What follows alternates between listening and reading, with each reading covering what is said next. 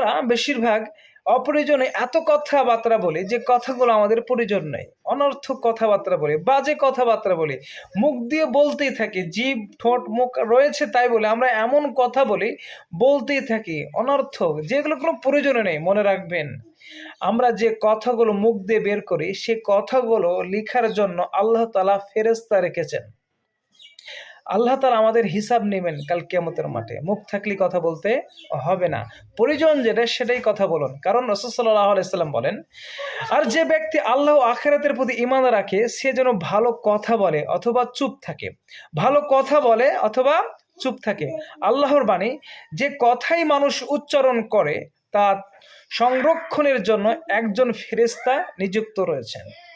তাহলে হিসাব করুন, আমরা অবশ্যই হিসাব করে কথাবার্তা বলবো, অনর্থক কথাবার্তা বলবো না। আল্লাহ তাআলা আমাদেরকে কোরআন এবং সহিহ হাদিস দিয়ে জীবন গড়ার তৌফিক দান করুন।